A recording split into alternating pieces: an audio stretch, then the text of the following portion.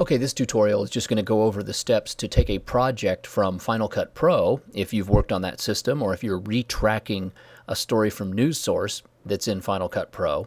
Take that project, you export it, then you re-import it into Adobe Premiere Pro. So you're just transferring from the Final Cut Pro software over to the Adobe Premiere Pro. And there's a few steps to doing that.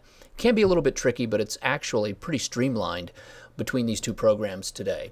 So here's what we've got. This should look actually kind of familiar. It's the SeaWorld sequence. I've got a whole sequence right here in the timeline. And I've got the whole project together. It's got the different bins for B-roll, narration, the sequences, and all the SOTs, just like we've had working on in Premiere. But let's say I want to take this Final Cut Pro project, the whole thing, the SeaWorld project, plus all of its bins. I just make sure I have that tab selected right up there on the Project tab in Final Cut Pro. What I'm going to do is go down to File and then Export. We're going to export this project as what's called an XML file. So if you look down on the export options, at the bottom of the list, XML, it's going to put it in this kind of language that Adobe Premiere Pro is going to be able to read when we import it. So we're exporting out as an XML file. When this little box pops up, it's going to say, okay, here's what you've got ready for export. You've got 4 bins in this project. There are 35 total clips, and there's 1 completed sequence. So that's all the material we're going to export, the whole project essentially. Format, Apple XML Interchange Format version 5. Whatever the highest number is available is what you should select. By default, it'll probably pick that for you. Version 5 is the highest one that they had available in the Final Cut Pro software. So that's what's going to pop up. If you don't see version 5, check the drop-down menu, pick the highest number there, and it's 5 in this one. Save project with latest clip metadata. Yes, recommended. That's what we're going to do. That's checked up by default, so I just leave that alone. So now I'm just going to hit OK, and it's going to ask me, where do you want to put this export? So why don't I just send it over to my hard drive, my Tele 5560. Remember where you put this XML file, because when you go back to Adobe Premiere Pro, you're going to need to import this in. So you definitely want to put it in a safe place. Right now, for demonstration purposes, I'm going to go to my Premiere Projects folder. And right now, since it is still the month of February, I'm going to put this in my February folder. But I'm going to kind of just set it outside any of these particular project folders, because this is just a file that I'm going to re-import. I'll create that new Adobe project a little bit later on. So for now, let's just sort of save it right over here, just outside these other folders within the month of February. And there we go. Okay, and it just exported all that project data, all the in and out points that make up the sequence, the B-roll, the narration, all that just got exported. So let's close out of Final Cut Pro. We're done with that for now. And we can go ahead and hit yes to save that as a way out. Now we reopen or open Adobe Premiere Pro CS6. And when Adobe Premiere Pro opens and we have the selection, the splash screen says, what do you want to do? We're going to create a brand new project. So I'll hit New Project. What do you want to call it? Well, I'm going to call this SeaWorld from FCP, just so I'll know that it's a project that was based off of a Final Cut Pro project. So I'll put it there, and again, I could set the location for it. Why don't I put it back in there in my Premiere Pro projects, February. Now I'm going to go back to my actual SeaWorld, and the new project, I'm going to have it stuck in here with, so I'll have the old SeaWorld Premiere that I did, plus this new one that I brought over from Final Cut Pro. So that's going to be my destination. Again, I just went through my folder system. I'm going to stick this beside my old Adobe SeaWorld project.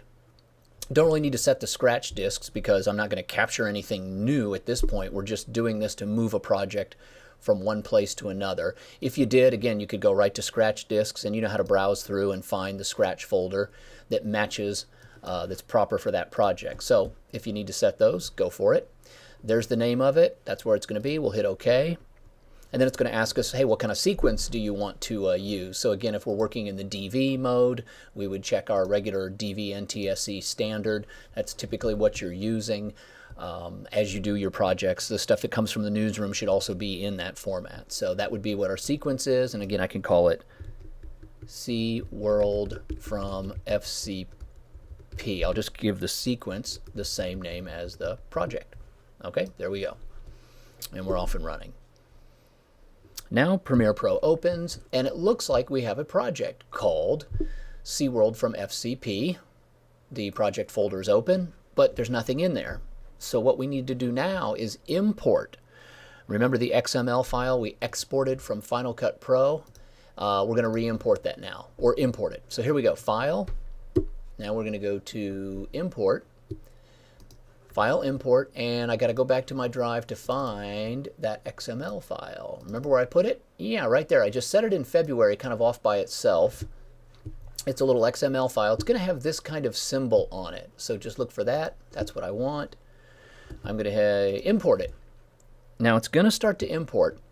Don't be terribly alarmed if you see this pop up, the translation report.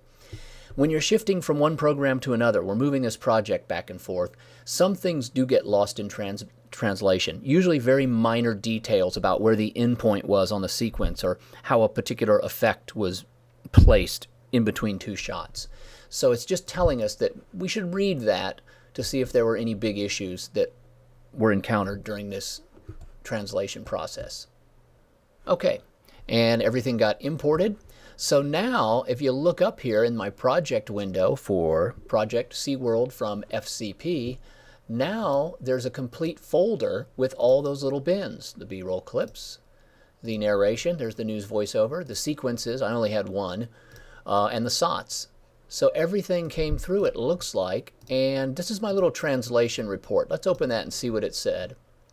Looks like there were just a couple of minor issues where on the video tracks, right at the ends of the clips, it kind of just extended those so it would have time to do an overlap. There were a couple of transitions and dissolves that might have been in there, and it just kind of tweaked those a little. But otherwise, you now have all the raw material, the B-roll, that you had in the Final Cut project. There's J&L Circle, and there they are. There's the clip. I've got the reporter's voiceover. There she is. Let's listen to that.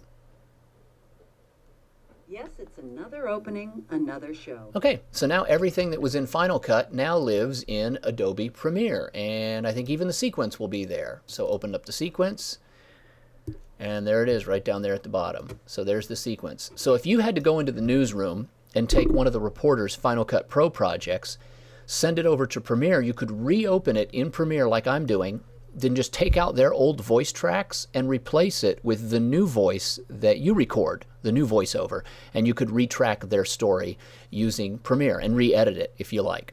So that's the steps to do it. Go from Final Cut Pro to Adobe Premiere Pro.